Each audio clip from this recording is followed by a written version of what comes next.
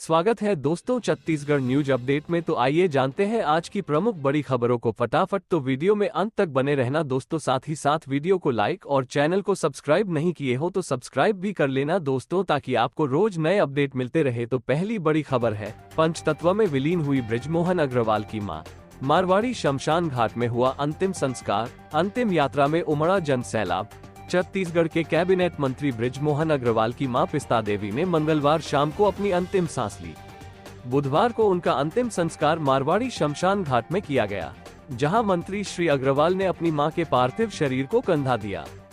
उनकी अंतिम यात्रा में प्रदेश भाजपा सह प्रभारी नितिन नबीन भी शामिल हुए। मंत्री बृजमोहन अग्रवाल की मां की अंतिम यात्रा उनके निज आवास मॉल श्री विहार से निकाली गई, जहां से महावीर गौशाला और रामसागर पारा भी ले जाया गया। इससे पहले उनके निवास स्थान पर सीएम विष्णुदेव साय, राज्यपाल विश्वभूषण, प्रदेश सरकार के सभी मंत्री, विधायक और सांसदों ने घर जाकर श्रद्धांजलि अर्पित की थी। वहीं पूर्व सीएम भूपेश बघेल सहित कई नेताओं के ट्वीट कर शोक व्यक्त किया। मंत्री श्री अग्रवाल की मां पिस्ता देवी ने 91 वर्ष की उम्र में अंतिम सांस ली। वो पिछले कुछ दिनों से बीमार चल रही थी और रायपुर के निजी अस्पताल में भर्ती थी। पिस्ता देवी अग्रवाल समाज के राष्ट्रीय संरक्षक और समाज सेवी रामजीलाल अग्रवाल की धर्मपत्नी थी। समाज सेवी गोपाल कृष्ण अग्रवाल और शिक्षा मंत्री बृजमोहन अग्रवाल, अग्रवाल सभा रायपुर के अध्यक्ष विजय अग्रवाल, योगेश अग्रवाल और यशवंत अग्रवाल की माताजी थी। मंत्री बृजमोहन अग्रवाल की माताजी के निधन पर राज्यपाल विश्वभूषण हरिचंदन ने ट्वीट कर निधन पर दुख जताया है। उन्होंने कहा कि ईश्वर दिवंगत आत्मा को सद्गति और शोक संतप्त परिवार को धैर्य प्रदान करे। ओम शांति। विधानसभा अध्यक्ष डॉक्टर रमन सिंह ने उनकी माताजी के साथ एक तस्वीर शेयर करते हुए लिखा कि प्रदेश शासन के वरिष्ठ मंत्री श्री बृजमोहन अग्रवाल जी की पूजनीय माता श्रीमती पिस्ता अग्रवाल जी के निधन का दुखद समाचार प्राप्त हुआ। मैं ईश्वर से प्रार्थना करता हूं कि दिवंगत आत्मा को अपने श्रीचरणों में स्थान और शोकाकुल परिजनों को इस कठिन समय में धैर्य व संबल प्रदान करे। सीएम विष्णुदेव साय ने शिक्षा और संस्कृति मंत्री बृजमोहन अग्रवाल की माता पिस्ता देवी अग्रवाल के निधन पर गहरा दुख व्यक्त किया है। मुख्यमंत्री ने शोकाकुल परिवारजनों के प्रति संवेदना प्रकट करते हुए दिवंगत आत्मा की शांति के लिए ईश्वर से प्रार्थना की है। पिस्ता देवी अग्रवाल समाज के राष्ट्रीय संरक्षक एवं समाज सेवी रामजीलाल अग्रवाल की धर्मपत्नी, समाज सेवी गोपाल कृष्ण अग्रवाल, शिक्षा एवं संस्कृति मंत्री बृजमोहन अग्रवाल, अग्रवाल सभा रायपुर के अध्यक्ष विजय अग्रवाल, योगेश अग्रवाल, यशवंत अग्रवाल की माता थी। साथ ही अगली बड़ी खबर सामने आई है। जिले की कमान संभालते ही एक्शन मोड पर आईपीएस अंकिता शर्मा। नशे के सौदागरों के खिलाफ की ताबड़तोड़ कार्रवाई। 81 प्रकरणों में 86 को भेजा जेल। सख्ती। जिले की कमान संभालते ही नवपदस्थ SP IPS Ankita Sharma action mode पर नजर आ रही है। आईजी संजीव शुक्ला के मार्गदर्शन पर उन्होंने जिले में अवैध शराब, गांजा और नशीली दवाओं का सेवन करने वालों और नशे के सौदागरों के खिलाफ मुहिम छेड़ रखी है। उनके मार्गदर्शन में बीते 15 दिन के भीतर सख्ती जिले में विभिन्न थाना क्षेत्रों की पुलिस ने कुल 77 प्रकरण में भारी मात्रा में अवैध शराब जब्त कर 77 आरोपियों को जेल भेजा है।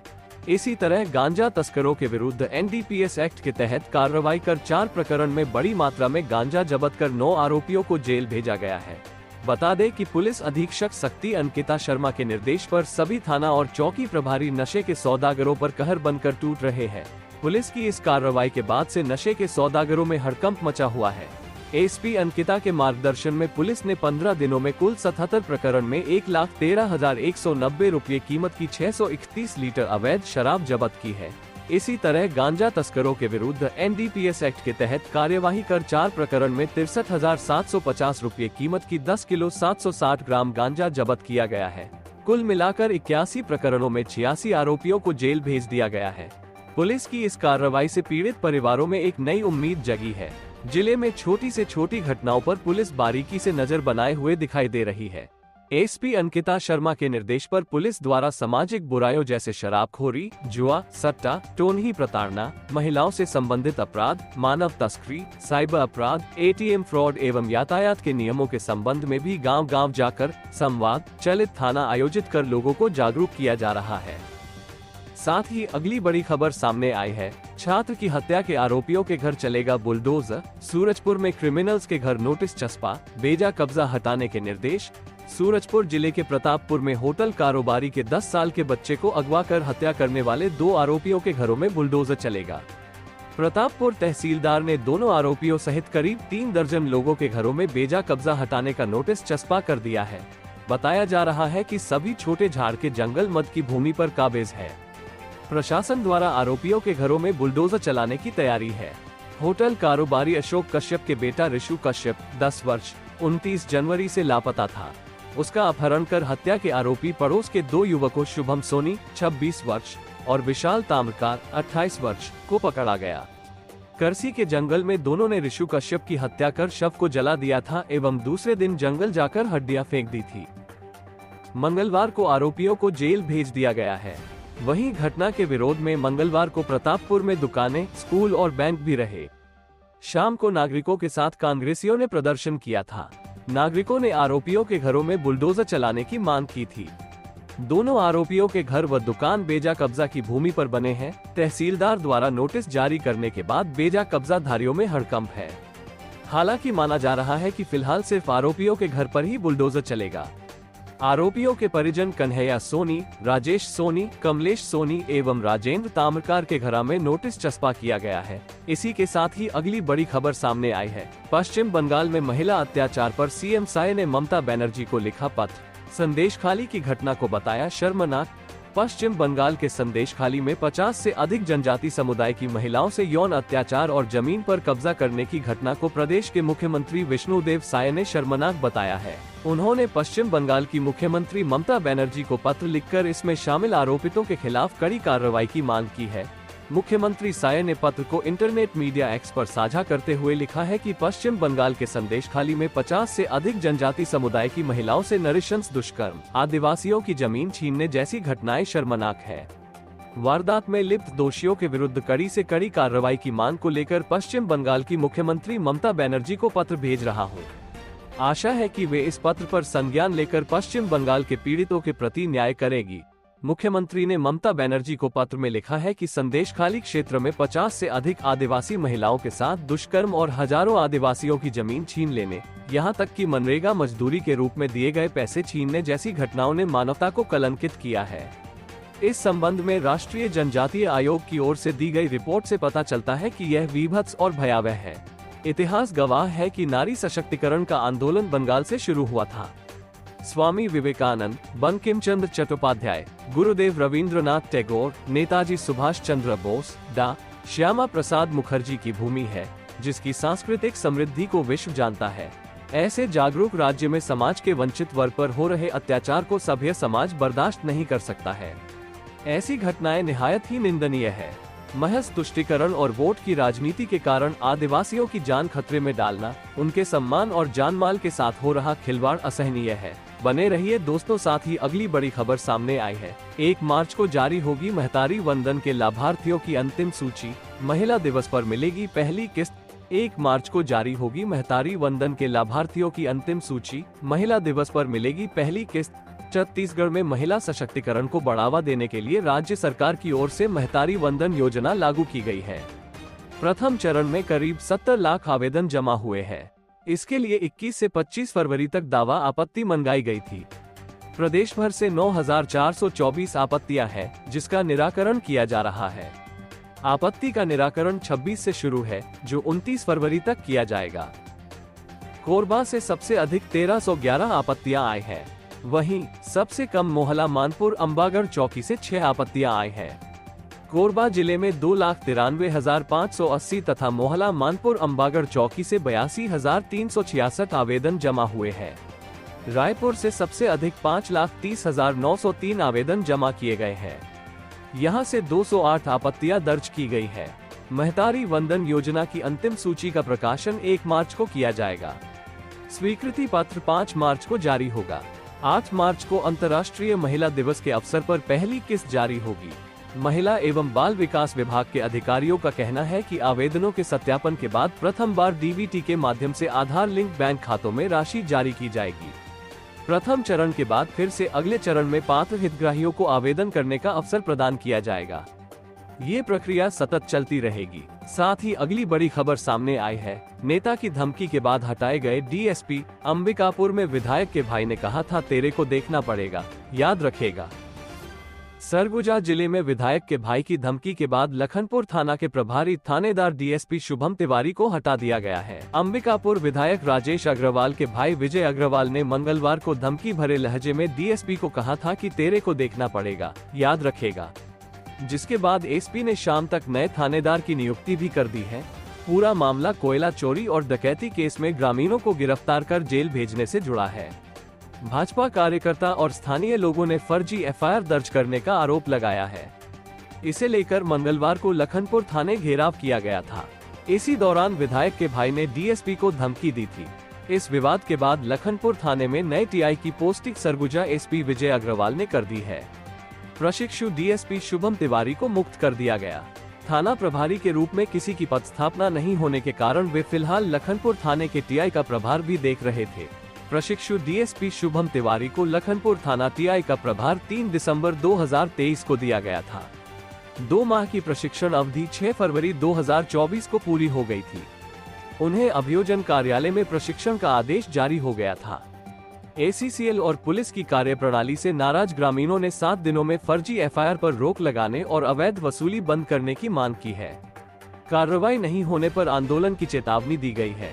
इसी के साथ ही अगली बड़ी खबर सामने आई है। छत्तीसगढ़ में 2 मार्च को फिर बारिश की चेतावनी। कोरिया, पेंड्रा, मुंगेली और कबीरधाम में गरज चमक के साथ पड़ सकती है बौछारें। छत्तीसगढ़ में 2 मार्च से एक बार फिर मौसम के मिजाज में बदलाव देखने को मिल सकता है। कोरिया, पेंड्रा, मुंगेली और कबीरधाम जिले के 1-2 जगहों पर गरज चमक के साथ हल्की हल्की बौछारें पड़ सकती हैं। मंगलवार को बिलासपुर, रायगढ़, राजनांदगांव और बालोद में बारिश और ओलावृष्टि के बाद से एक बार फिर ठंड का एहसास होने लगा है। अंबिकापुर में न्यूनतम तापमान 14.9 डिग्री रिकॉर्ड किया गया। पेंड्रा और बालोद में तेज बारिश के साथ ओले भी गिरे। कई जगहों पर पेड़ गिरने से बिजली गुल रही। बालोद में 6.4 मिलीमीटर बारिश दर्ज की गई। खड़गवां में बेर के आकार के ओले गिरने से धान की फसलों को भारी नुकसान पहुंचा है। तेज हवा के साथ 15 मिनट तक ओलों की बारिश से आम के और महुए के फूल भी झड़ गए हैं। रायपुर में रात से ही ठंडी हवाएं चल रही है, जिसके कारण दिन में गर्मी से राहत है। मौसम वैज्ञानिक एचपी चंद्रा के मुताबिक अगले 5 दिनों तक प्रदेश के अधिकतम और न्यूनतम तापमान में कोई विशेष बदलाव नहीं होगा। मंगलवार को डोंगरगढ़ जिला 34.9 डिग्री के साथ सबसे गर्म रहा। रायपुर में मंगलवार शाम और आज सुबह ठंडी हवाएं चलती रही। यहाँ अधिकतम तापमान 33.6 डिग्री और न्यूनतम तापमान 22.3 डिग्री रिकॉर्ड किया गया।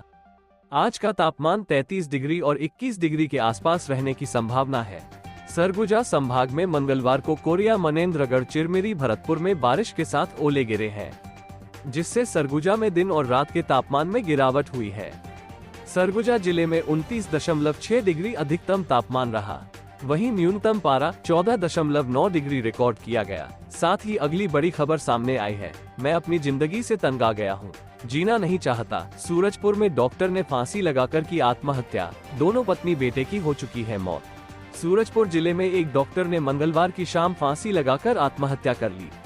कमरे से सुसाइड नोट मिला है, जिसमें लिखा है कि मैं अपनी जिंदगी से तंग आ चुका हूँ, मैं जीना नहीं चाहता, इसलिए आत्महत्या कर रहा हूँ। इसमें किसी का कोई दोष नहीं है। जानकारी के मुताबिक प्रतापपुर सामुदायिक स्वास्थ्य केंद्र में पदस्थ डॉक्टर अखिलेश विश्वकर्मा, 52 वर्ष, मंगलवार को ड्यूटी कर अपने घर ग्राम कर्णज्वार पहुंचे। फिर देर शाम करीब 7 बजे उन्होंने अपने कमरे में फांसी लगा ली। कुछ देर बाद बेटे बहू ने फांसी पर झूलता देख फंदे से नीचे उतारा, लेकिन उनकी मौत हो चुकी थी। डॉक्टर अखिलेश विश्वकर्मा जाने माने डॉक्टर थे। करीब 3 माह पहले उन्होंने बीएमओ का प्रभार छोड़ दिया था। सहकर्मियों और उन्हें जानने वाले लोगों ने बताया कि डॉक्टर अखिलेश विश्वकर्मा कुछ समय से डिप्रेशन में थे। करीब 2.5 साल पहले कोरोना में उनकी दूसरी पत्नी की मौत हो गई थी। नीट की तैयारी कर रहे बेटे ने भी फांसी लगा ली थी। वहीं पहली पत्नी की मौत काफी समय पहले हो गई थी। वो अपने बेटे बहू के साथ कर्णज्वार में रह रहे थे, लेकिन उनके साथ रिलेशन बहुत अच्छे नहीं थे। घटना की सूचना मिलने पर प्रतापपुर थाना प्रभारी लक्ष्मण सिंह धुर्वे, बीएमओ डॉक्टर विजय सिंह, भाजपा मंडल अध्यक्ष अक्षय तिवारी, अनूप विश्वास, कर्णज्वार सरपंच विक्रम सिंह और विभाग के अधिकारी कर्मचारी मौके पर पहुंचे थे। आज बुधवार को गृहग्राम बलिया में उनका अंतिम संस्कार किया जाएगा। प्रतापपुर थाना प्रभारी लक्ष्मण सिंह धुर्वे का कहना है कि जब पुलिस की टीम घटनास्थल पर पहुंची तो उनका शव उतार लिया गया था। सुसाइड नोट भी मिला है। पहली नजर में मामले आत्महत्या का लग रहा है। फिलहाल पुलिस मामले की जांच कर रही है। साथ ही अगली बड़ी खबर सामने आई है। छत्तीसगढ़ से 870 कैंडिडेट्स अग्निवीर भर्ती परीक्षा में सिलेक्ट, इंडियन आर्मी ने जारी किया रिजल्ट। 1 मई से शुरू होगी ट्रेनिंग।